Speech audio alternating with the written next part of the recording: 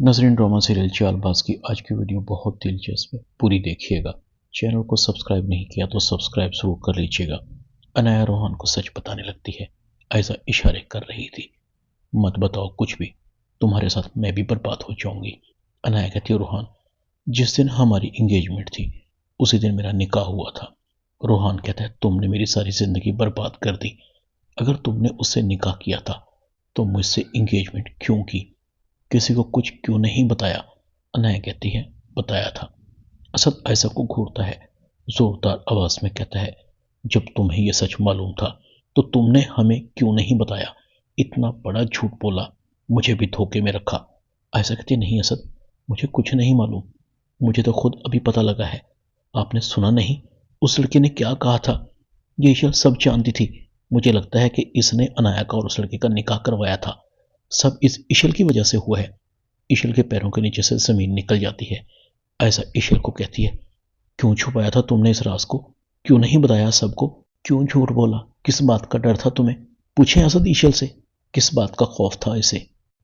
عشل کہتی ہے میں کیا بتا سکتی ہوں، مجھے تو بعد میں پتا چلا تھا جب ان کا نکاح ہو چکا تھا۔ اصل بات تو انایا بتائے گی، پوچھیں اس سے، بتائے گی سب کچھ۔ بولو انایا، بتاؤ سب کو۔ انایا کہتی ہے کیا بولوں عشل بھابھی، سب کچھ تو سب کے سامنے آ گیا ہے، اب چھپانے والا رہ ہی کیا گیا ہے۔ میں نے اپنے ساتھ ساتھ روحان کی بھی زندگی برباد کر دی ہے۔ انایا رو رہی تھی۔ ایسا کو موقع مل جاتا ہے، میری بہن تو معصوم تھی، مجھے لگتا ہے عشل نے ہی اسے پھنسایا ہوگا، ورنہ ہمارا اس لڑکے سے کیا تعلق؟ روحان کہتا ہے عشل بھابھی آپ کو سب پتا تھا، آپ نے پھر بھی ہمیں نہیں بتایا۔ کس کا گناہ چھپا رہی تھی، اس کا یا اپنا، کہ آپ نے ہی ان دونوں کا نکاح کروایا تھا، اس لیے آپ نے اتنی بڑی بات ہم سے چھپائی۔ عشل روتے ہوئے کہتی ہے پلیز روحان، میں نے کچھ نہیں کیا۔ عشل انایا کو کہتی ہے انایا تم سچ سچ بتاؤ، کیوں نہیں بتا رہی؟ ایسا کو موقع مل جاتا ہے، تم اس سارے فساد کی جڑ ہو۔ روحان کہتا ہے مجھے افسوس ہے بھابھی، آپ نے بالکل بھی اچھا نہیں کیا، جتنا گناہ انایا کا ہے اتنا ہی گناہ آپ کا ہے۔ عاشر عشل کی آنکھوں میں دیکھتا ہے، وہ رو رہی تھی۔ عاشر جانتا تھا کہ انایا کا افیئر تھا۔ عاشر کہتا ہے عشل نے مجھے سب کچھ بتا دیا تھا۔ روحان کہتا ہے جب میرا بھائی مجھ سے مخلص نہیں تو اور کسی کو کیا کہہ سکتا ہوں؟ روحان عاشر سے بھی ناراض ہو کر چلا جاتا ہے۔ عشل انایا کو کہتی ہے کیوں تم نے سچ سچ نہیں بتایا؟ کیوں نہیں بولی کہ میرا قصور نہیں ہے؟ میں تو صرف تمہاری عزت اور تمہارا گھر بچانے کے لیے خاموش تھی، تم نے مجھے واسطہ دیا تھا کہ میں اس راز کو چھپا لوں۔ انایا کہتی ہے میں مجبور ہوں بھابھی۔ عشل عاشر کو کہتی ہے عاشر مجھے معاف کر دو، میں نے صرف اس لیے نہیں بتایا کہ تمہیں یہ سن کر تکلیف ہوگی۔ مجھے بھی شایان نے ہمارے نکاح والے دن ہی بتایا تھا، اس وقت مجھے لگا کہ وہ مذاق کر رہا ہے۔ میں نے یہ بات امی ابو کو بھی بتائی، امی ابو کو لگتا تھا کہ وہ مجھ سے اپنا بدلہ لینے کے لیے ایسا کر رہا ہے۔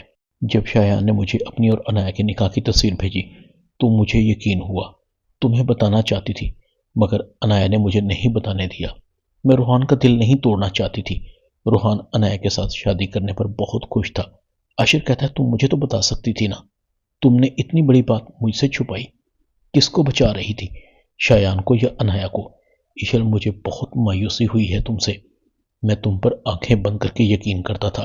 عاشر عشل کے پاس سے اٹھ کر چلا جاتا ہے۔ عشل روتی رہ جاتی ہے پلیز عاشر مجھے معاف کر دو، میرا یقین کرو، ان دونوں کے نکاح میں میرا کوئی تعلق واسطہ نہیں ہے۔ وہ جو ایسا انجان بن رہی ہے اسے سب پتا تھا، وہ جھوٹ بول رہی ہے، اس نے اپنا گناہ میرے سر تھوپ دیا ہے۔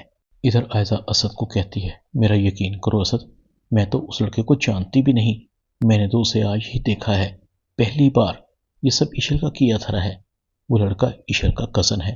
آپ نے سنا تو تھا اس نے کیا کہا تھا، اس نے کہا تھا نا کہ عشل تم نے ان لوگوں کو بتایا نہیں، امی ابو کو بھی کچھ نہیں پتا، اگر مجھے یا امی ابو کو کچھ پتا ہوتا تو ہم انایا اور روحان کا نکاح کیوں کرتے؟ اسد کہتا ہے یقین نہیں آ رہا، تمہاری بہن نے چھپ کر نکاح کر لیا اور تم لوگوں کو پتا بھی نہیں۔ یاد رکھنا ایسا، اگر مجھے پتہ لگا کہ تم اس بارے میں جانتی تھی تو میں تمہیں فوراً طلاق دے دوں گا۔ دوسری طرف انایا روحان کے پاس آتی ہے۔ انایا رو رہی تھی مجھے معاف کر دو روحان، میں تمہاری گناہ گار ہوں، میری تم سے شادی زبردستی کروائی گئی تھی، میں نے تمہیں بتایا تھا، اس نے مجھے طلاق دے دی تھی، شایان نے دھوکے سے میرے ساتھ نکاح کیا تھا، میں اس کی باتوں میں آ گئی تھی، پھر میرا تم سے نکاح ہو گیا، تم نے مجھے اتنا پیار دیا کہ مجھے پتہ ہی نہیں لگا کہ میں تم سے کب میں محبت کرنے لگی۔ میں تو سمجھی تھی میری زندگی سے طوفان کا خاتمہ ہو گیا ہے، مگر وہ ایک بار پھر میری زندگی میں تباہی لے کر آ گیا۔ میں تمہاری مجرم ہوں، تمہارے لائق نہیں ہوں۔ تم جو بھی مجھے سزا دو گے مجھے منظور ہے۔ عنایا رو رہی تھی۔ روحان کہتا ہے کس کو اپنا کہوں، سب نے مل کر میرے ساتھ زیادتی کی ہے۔ کبھی سوچ بھی نہیں سکتا تھا میرا اپنا بھائی مجھ سے اتنے بڑے راز کو چھپائے گا۔ دوسری طرف عائزہ اپنی ماں کو کال کرتی ہے۔ عائزہ رو رہی تھی۔ سب تباہ ہو گیا ہے امی، وہ راز جو ہم نے سب سے چھپایا تھا سب کے سامنے آ گیا ہے۔ جس کی آپ سائڈ لے رہی تھی نا، ایشل، سب اس نے کیا ہے۔ شایان کو گھر ہی بلا لیا، مگر میں نے بھی کمال ہوشیاری سے سارا ملبہ ایشل پر ڈال دیا کہ ہمیں کچھ نہیں پتا، یہ ساری کارستانی ایشل کی ہے۔ آپ ابو کو بھی سمجھا دیں، اگر ان سے اسد یا کوئی اور پوچھے تو یہی کہیں کہ انہیں کچھ پتا نہیں۔